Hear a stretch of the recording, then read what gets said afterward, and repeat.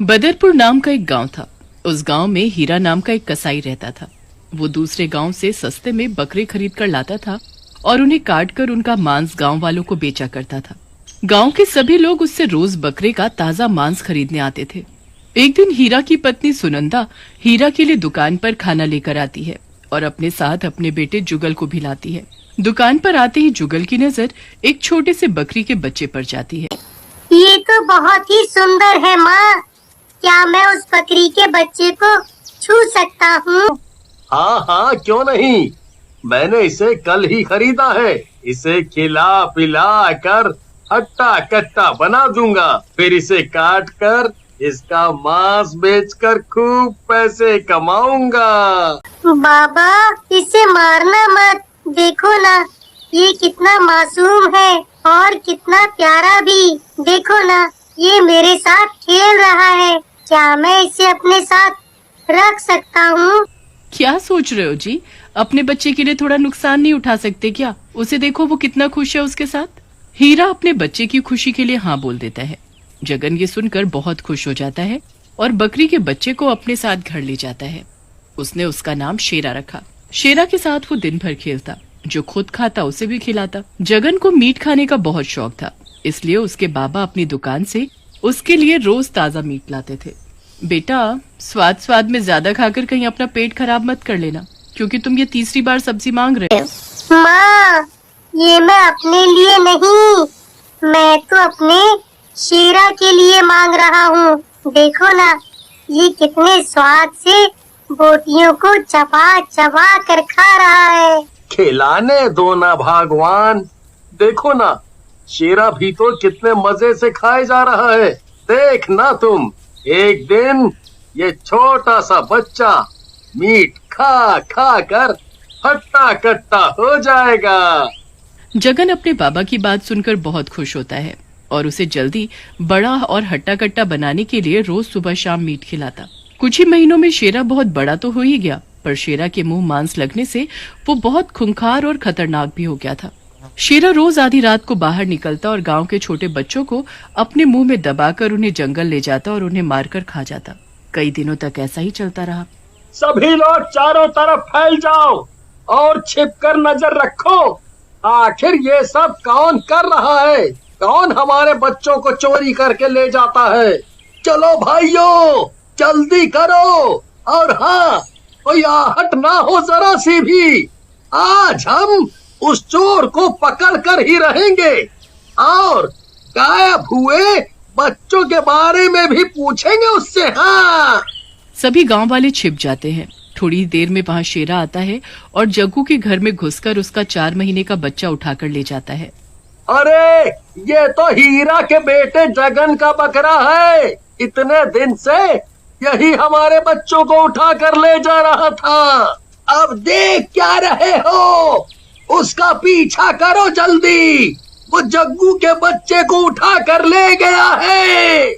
गांव के सभी लोग शेरा का पीछा करते करते जंगल तक पहुंच जाते हैं और उसे डंडे से मारकर भगा देते हैं। जग्गू के बच्चे की जान तो बच जाती है, पर वो सभी लोग गुस्से में अपने हाथों में मशाल पकड़कर हीरा के घर जाते हैं और उसके घर में आग लगा देते हैं। उस आग में हीरा, उसकी पत्नी और जगन जलकर मर जाते हैं, पर शेरा अपनी जान बचाकर भाग जाता है। शेरा भूखा प्यासा जंगलों में घूमता रहता है। एक दिन शेरा बहुत रोने लगा। तभी मर चुका जगन भूत बनकर उसके सामने आ खड़ा होता है।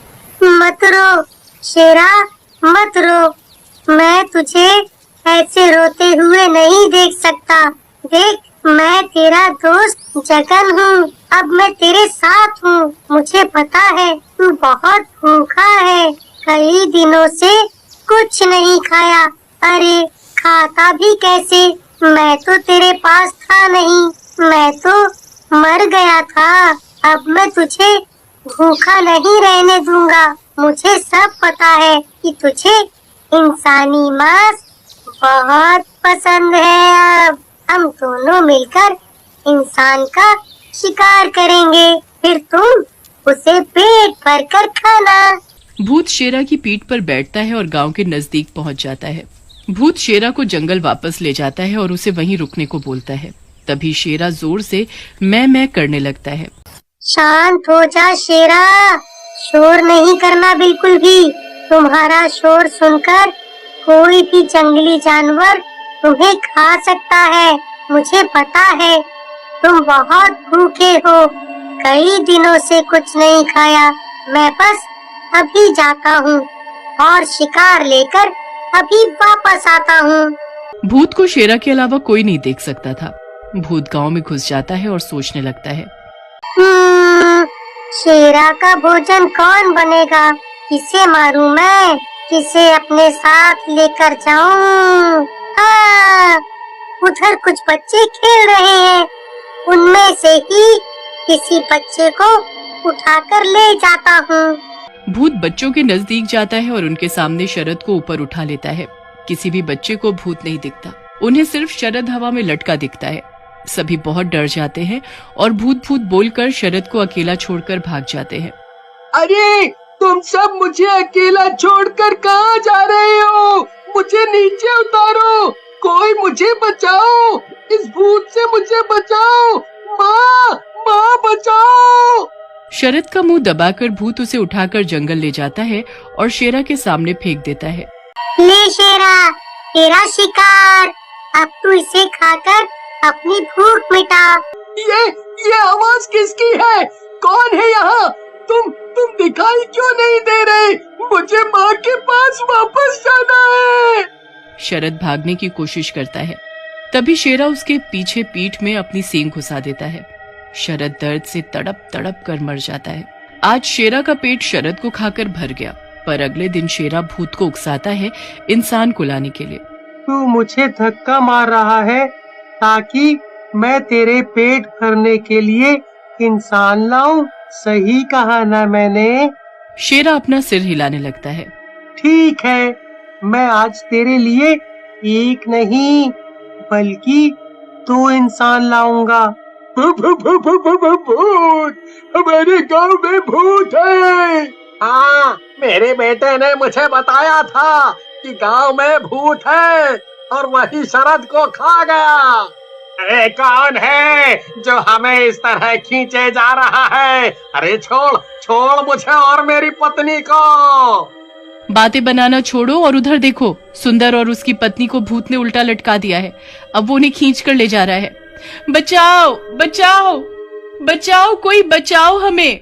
तभी किशन भागता हुआ आता है और दोनों के हाथ पकड़ लेता है। ए भूत, छोड़ इन्हें तू नहीं ले जा सकता।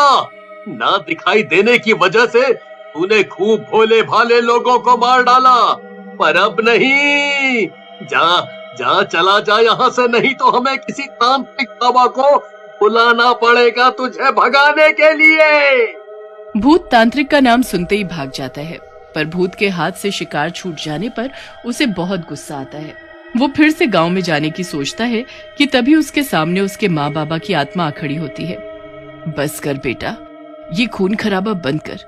एक मामूली से बकरे को तूने मांस खिला खिलाकर खूंखार बना दिया और अब तू उसे इंसान पकड़ पकड़ कर खिला रहा है। अगर तू चाहता है कि तुझे अगले जन्म में एक अच्छे इंसान का जन्म मिले तो बेटा ये सब छोड़ दे। मुझे सब पता है, तुम दोनों मुझे मेरे शेरा से अलग करने आए हो। वो मेरा शेरा है, मेरा। मैं उसे भूख से तड़पते हुए नहीं देख सकता, इसीलिए मैं जा रहा हूँ वापस गांव में इंसान को लेने, ताकि मैं शेरा का पेट भर सकूं। भूत अपने माँ बाबा की एक नहीं सुनता और गांव में भाग जाता है, पर वहाँ गांव के सभी लोगों ने एक तांत्रिक को बुला रखा था। गांव में कदम रखते ही भूत दर्द से जोर जोर से चिल्लाने लगता है, क्योंकि तांत्रिक उसे अपनी शक्तियों से देख लेता है। तांत्रिक भूत के ऊपर भभूत फेंक देता है। भभूत फेंकते ही गांव के सभी लोगों को भूत दिखाई देने लगता है।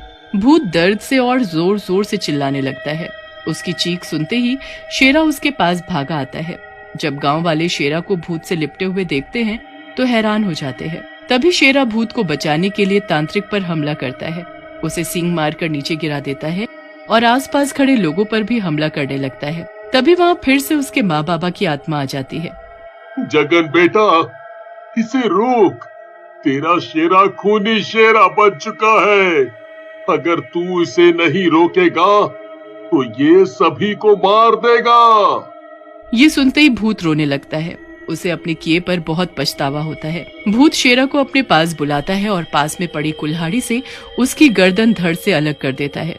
उसके बाद जगन सबसे माफी मांगते हुए गायब हो जाता है।